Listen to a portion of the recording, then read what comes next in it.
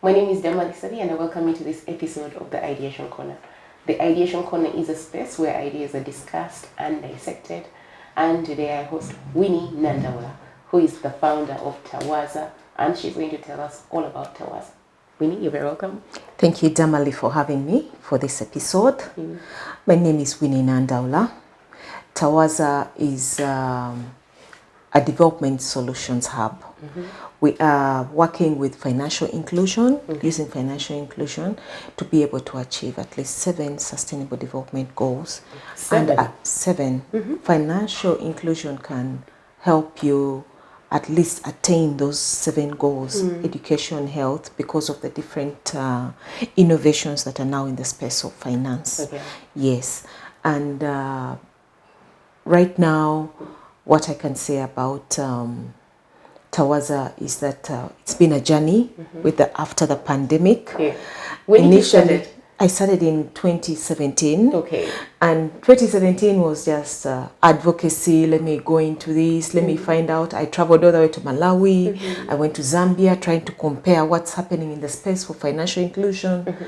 And it was interesting, but I was like, and then what? Then what? So what? Because my After challenge is, advocating, yes, okay. I was like, we don't have money. I'm trying to find out, how do we get money? Yes. How do people like me, including the informal women who I work with and youth, how do we access money? Money. And money is always the issue, really? Yeah, and it's always finance, access to finance. We are doing all these good things, and at the end of the day, But is not it solving bringing the money? real problem. Yes. And the pandemic set in, and it became clearer to me that financial inclusion is very key, because when I looked around me, I was staying in Munyonyo, and I kept saying I can go to the shop, but I had a neighbor who was quite informal, and she could go to the shop like me, and she was not receiving mobile money. She didn't know anything on how to do anything. All the time she knew she goes to Western Union, and that is how it works. And I was like, Madam, she's, I think, from Congo, but she had settled here. And also the kids from the university in Congo were there. All of them were facing similar challenges. Access to finance. We don't have bank accounts. We don't have this. And I was like, okay, I started taking notes. Immediately we got out of the pandemic, I was like, I'm scaling up Tawaza initiative. We are not just going to do advocacy and the usual conferences and stuff. I think right here I'm going to do digital financial services. I like that. So I went. I feel like sometimes there's a lot of time spent on talking about what the women need or what people need, sensitizing them about what they need when they already know what they need, talking to them about why they need what they need, but then we don't deal with what they need. Like deal with it. And you know the biggest question is when you go out to meet these women, is that when you ask them if they have thought about growing financially, if they can invest, they say, I cannot. They don't ask you, how can I do it? No. They just say, I cannot. Yeah. I will not do it. You want me to get my little money and then zifireyo? Risk it. No, they do I've not worked risk. so hard, I will not. Exactly. Okay. So when I came up with the idea for digital financial services, I wasn't even sure whether there was a community that was fintech or anything. Are you a tech person? No, my background is finance. My background is finance. Yeah, I have an MBA in finance. Okay. And also I started on my CFA. I hope to complete it because it's so hectic when you start doing something that you're passionate about. Yes. And then you're like, should I continue acquiring that knowledge of CFA? Because I'm like, okay, maybe to contribute, since the kind of app that I want to do is for investment goals. Yes. So CFA will be very good. Yes. So it is always like, but I have a baby But I here. have things to do. Yeah. Tawaza is doing digital financial services. Why should I go and do CFA now? Academic finance. So I don't have a background in tech. Okay. But I learned very fast. I know how to move around tech. And I know that I can outsource some of these things, and exactly, you don't have to do. I don't have to do it to have a tech solution. No. You don't have to. And the minute I learned that, I started making more friends in tech. Even when I don't understand how to upload something on LinkedIn, I call someone.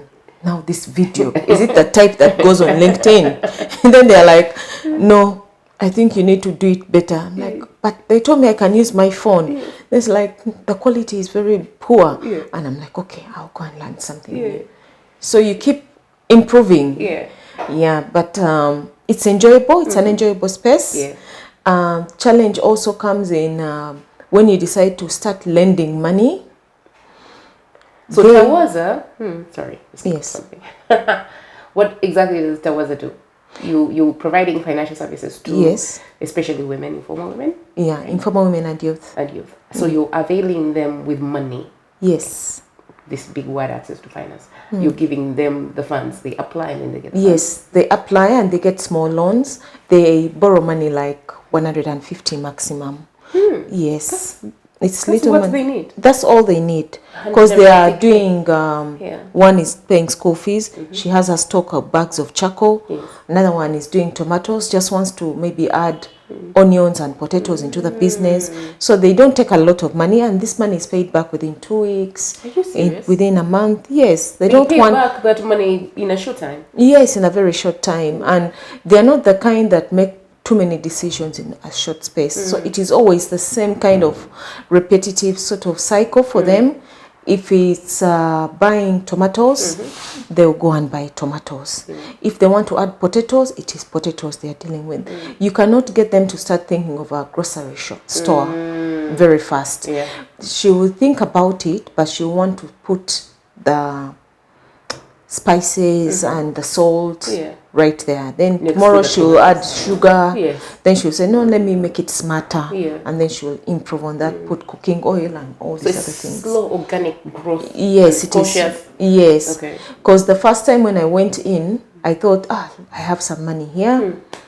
3 million, let me see what it can do. I accessed a couple of women, but they also have another challenge. They don't trust. Who is this woman? Yes. And why? Why is Tawaza here? Why? What's so different? I'm like, I am trying to bring a service to you that is easier than a bank. It's more affordable, and it is something that we work out together and see. So when I was piloting with that bunny, I went to Umrah and requested for permission to test and see if that is possible. And they told me, if you're not yet giving out and, going to hold them, how do they say it? You're not going to say they stole your money. And I'm like, no, I'm piloting. Yes, I'm learning. I'm ready to put this money here and let me see how it does. And 3 interesting things happened. I learned that they don't really need to borrow money. They need to be empowered right from the beginning that there is money to do something, and it is possible to do what they think they can do. Right from the get-go. 2, they are loyal. They will keep with you as long as they know that you can still give them that little money, and they'll always bring it back. 3, I learned that these women need to belong. If they don't belong, their mind does not settle with you. So belong, what do you mean by belong, like when we go to the bank, yes, they can't work outside of feeling like it's a group. Even if they feel like it's more secure when I'm in a group than I will not work with you individually. No. But it's the 10 of us who are working with you. Yes. If I find that you can put us in a group, even if I'm borrowing individually, they do not want to feel like she's alone, the other one is alone, and then no, they want to find a forum where they can talk, where they can. It's also social. Yes. So even if, because my initial thought was individuals come together, but then at the end of the day, I had to create a community. And in that community, there are those who are interested in money, there are those who are interested in ideas, there are those who have the money. There are those who have the money and are willing to put it there for other people to access. Yes. That's interesting. I wouldn't have thought about that. There are women out there who have money. She tells you, I do 5 trucks of charcoal in a month. So she has the money. She can keep doing her 5 trucks of charcoal. She has built a home. She'll probably acquire land. But then there are other women in the group that she is joining, and she's only joining for knowledge and exposure and any other thing, so that she doesn't feel like she's being left behind. Okay. Yes, she has the money. Yes. Yeah. She's not coming for the money. No. She's coming for the network, the business networking, the business clinics. Yeah, that's why I had to come up with the product. It's called Pedestal. Okay. It does both the financial and the non-financial. Okay. The financial will keep under the app, and we'll keep improving on it because they're interested in investment. We need to add. When I was in the hackathon, the last Women in FinTech hackathon, Yes. I learned something. By the way. It was a very interesting platform. I never thought that. I was actually I think I was the oldest in the group. I know, they're so young. Yeah, they are so young, very energetic and curious. Very curious. And I decided to also become like them if I was going to learn. So I hung around. You're like, I don't care. I left with a wealth of things. Yes. And I was like, okay, if I'm to get this idea well, Yes. I need a database of suppliers for different investment goals that these women are going to come up with. If it is insurance, I need to have insurance companies. If they want to do something to do with land and housing, Yes. I need to find which real estate companies. So I'm building databases right now. I like that. So it's a network of people who are working with solutions that help women in whatever aspects that the women feel they have a gap. Yes. Okay. So that's the non-financial side.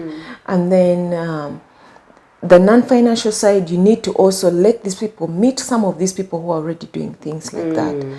That's why we invite people even who are outside the community. For example, this the upcoming expo, the She B2B Expo, is something that I would like to run for the next 5 years. Yeah. Just set up a big networking event where all startups are there, all micro businesses are there, small and medium is also there, just to create the mentorship and show that things are possible. These things are possible.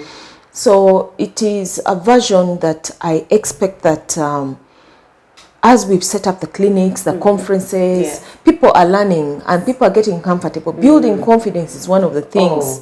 Women lack confidence because I could be so intimidating when I walk into a room and I know how to do everything. Who knows how to do this? My hand up. Who knows how? And the other one will not be able. Yes. Then we don't know anything. So you let them have this business networking. It will be a 3-day event. Okay. Where they're talking to themselves. Let them meet. Yeah. If you see someone is in a corner, hold their hand. Tell them, let's go and check out this. Okay. Yeah. So it's that whole process that women need to be out there and support one another. And we are not excluding the men. We are saying, you come in, but this is majorly women. Yes. The champions, the males, we want them there. Yes. We cannot, if you put these women alone as women, you're going to find that they've created small groups, even smaller, which are worse, smaller cliques than toxic, which will be toxic. They are worse than even having the major big group. That is true. Yes. So we need some men in there as well. Oh wait, there was a time I was doing a women event, and then I was being asked. So it was actually an exhibition. So and I was like, the people who in the stores are going to be women, right? And then there was like, oh, it's only women. So I'm like, no, men, please come with your wallets. Support the women. Every man has a mother. Come and support us. We need to interact with you. Exactly. We need to engage with you. Exactly. Bring your daughters so they can see other women who are doing these things, right? Yes. Like, we have to be, as we are helping women, it shouldn't be isolationist. It should be integrated. And then men who are helping women. Yes. So, and then I found that actually there was a time we were doing just a survey, like, where do these women entrepreneurs, where are they getting their initial cash? The seed, that 150K that she's using for her man. From the husband. Exactly. And why they are refusing to grow is because the husband is controlling, but you're trying to get them confident, and also you need to bring the man on board. Exactly. Yeah. So I was like, if the man is providing that initial capital, they are not bad. No. They're contributing. Yes. They're the one who got her to that point. Yes. So include them in the journey, in the discussion, so that they don't feel like, oh wait, she's going too much. Like I gave her the 150K so she can, do something and bring something. Yes. But not for her to now, go with the 5 trucks and move. No. Right? So, but if you bring him along, then they're growing together, right? Yeah, they're growing together, because at the end of the day, when you bring the husbands into play, you need to invite them in such a way that you are not making them seem like they're not important. Yeah, like the irrelevant. Go away. No, come and support her. You know, she don't throw 5 million at her. She doesn't need that. But if in the future you'd like her to grow into something, let's prepare her. Just let her come. Yes. And that way the men are letting go, because some of the things why many of these women are not financially included is because the men already have bank accounts. Yes. So they say, let's use the same one. We use the one bank account. Yes, mobile money. I have mobile money. Let's use the same one. Yeah. Yeah, and you know, you're trying to get them to get comfortable knowing that it's okay for her to have a bank account and it's okay for her, because at some point it is a totally different conversation. Yes. It's so true. Social norms. Yeah. Oh no. So now these conferences that you do on the business networking and stuff, you invite also the men to be in. Yes. Or at least it's open. It is open, especially the youth. When the youth show up, you get a lot of male in there, because they're very enthusiastic. It's true. And they're the ones inviting the others. Yes. When you look at the whole group, it's the young men who are actually pushing the sisters. And let's go and do this. Wait, come on, let's go. Yeah. Yeah. Actually, that's really nice. Yeah, it's interesting because when we started setting up, it was like, everyone who is coming into the expo, just pay 5K, go wherever you want. The skilling is accessible, the training is accessible. Do whatever it is you want for the day. Yeah. And tomorrow, if you feel like coming back, pay your 5K. It's better than buying a soda in town and sit and not meet anyone. That's true. Just come here. Take business cards, talk about your ideas, go to the business clinics, let someone set you up. You might leave the place knowing what your next activity is going to be. And also these people who are marketing and getting brand visibility, you may think your brand is good enough, but if someone comes into the show and gives you an idea, you're able to shift around and get better market. Okay, well, that's really interesting. So this, so Tawaza, how many women so far are on your platform accessing money? Okay, the first numbers that we were working with, I got to almost 1,000 informal women and youth. And that was enough for piloting and understanding. So I jumped into the hackathon and I learned a few things. And those are the things I'm implementing right now. I am tweaking right now. I'm tweaking. I actually got the new lenders that the new borrowers that I got were actually impressed that they can actually keep their money, and I track it down. Before it was just plain, come in, put in your name, go on. But this time there was even customer service, a reminder to tell you to pay, because I learned all those little things with in the hackathon. And the team I had was very young and very enthusiastic, and also the other people. When you listen to the kind of products that they're doing, you're saying, this is missing in mine. You're like, oh, I could include that in mine. Yes. Yeah, and you're like, okay, let me go and find out the practicability of it. Yes. So you're telling me, actually, so in a way, the women in fintech hackathon, or whatever the high people hackathons, in a way, is that you can go with your solution that's already a solution, put it there, and it can be tweaked and improved. Yes. And then you get out with. I think there were other participants. It wasn't their first time in the hackathon. They had lost also the last one, and they came back again. But this time they also came to improve. Now me, I went there. I was not even sure what the hackathon is about. I wanted to start from scratch, and they told me, no, it's okay. Use the one you have. Improve on the one you have. Improve it, and every time they asked me a question, I would go and sit, and it would really bother me. Until one of the facilitators came and told us, do not hold on to your product like that. Like, don't take it personally. No. Leave the product to be there and let it be flexible. It is the solution you must be passionate about.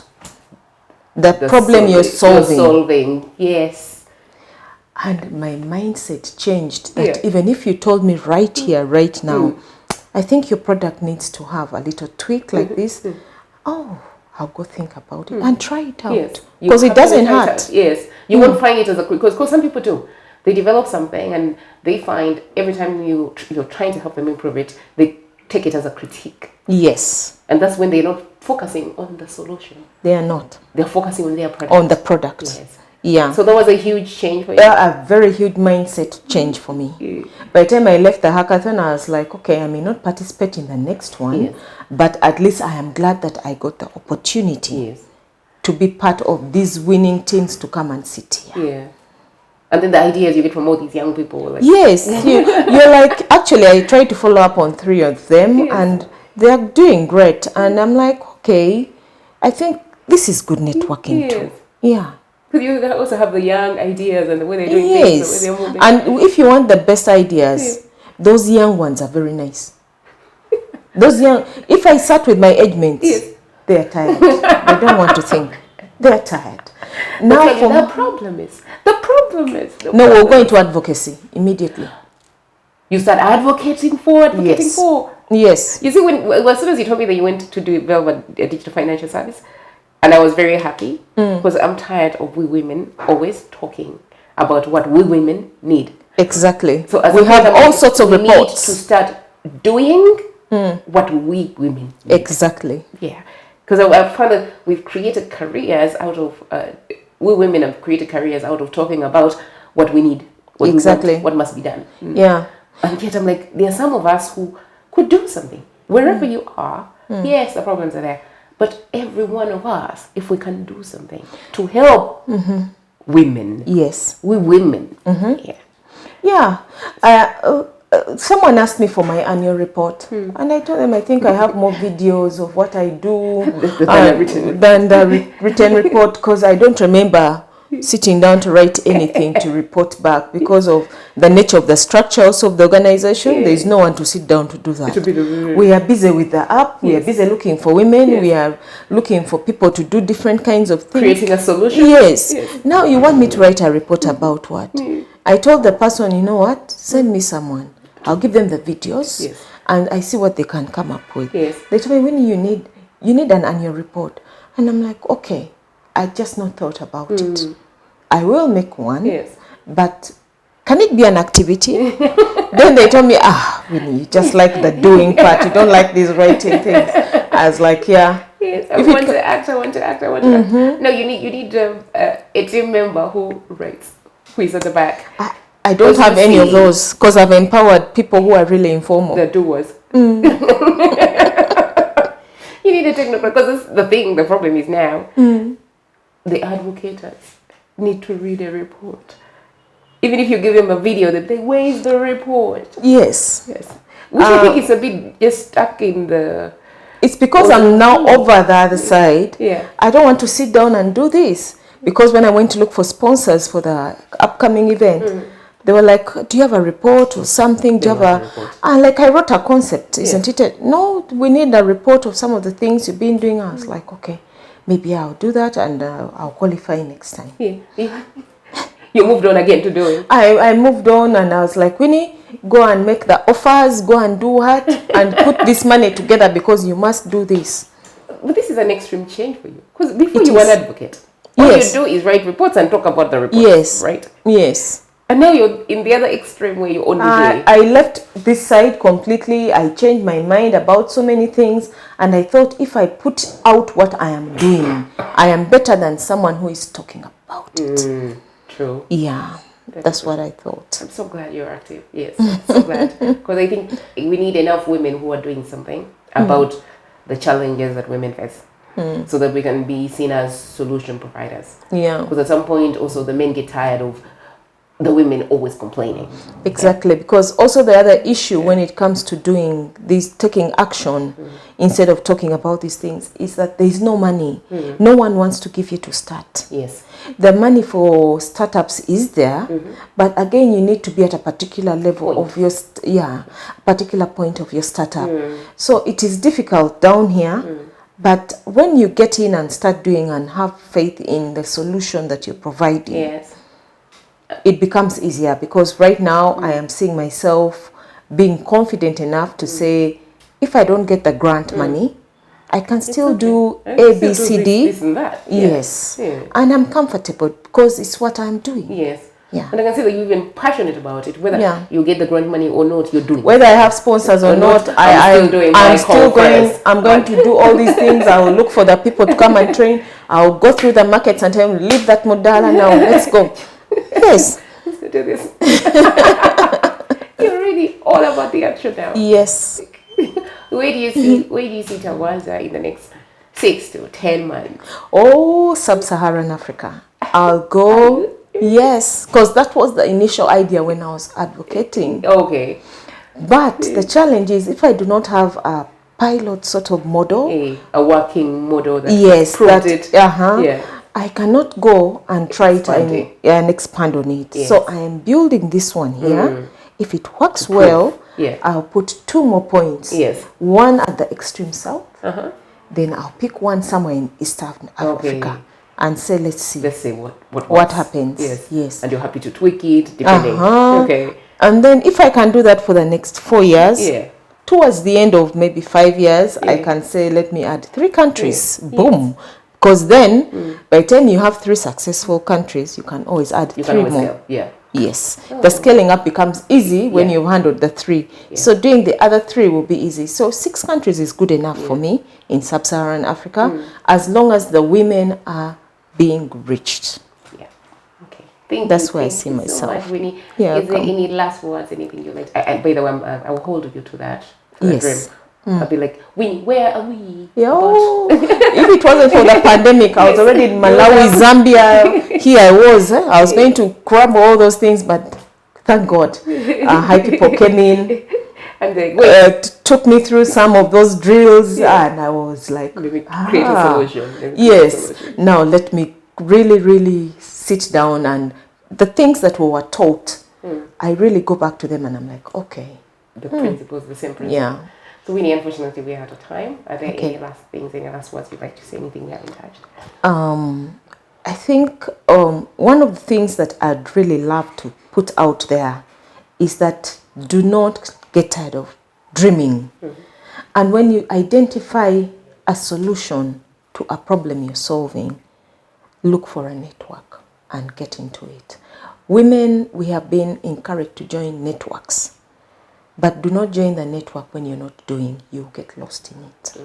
Yes, but women must join networks. I'm part of the Women in FinTech network. Hi people, Women in FinTech. I enjoy being there because I see all sorts of things coming up, and I do visit some of these things and even find out details. I call and find out what is it about, what am I going to get out, and such networks are good. Yeah, so you don't move solo. Ladies and gentlemen, there you've had it. You should check out Tawaza, find out what they're doing, look at their platforms, and engage with Winnie. Thank you.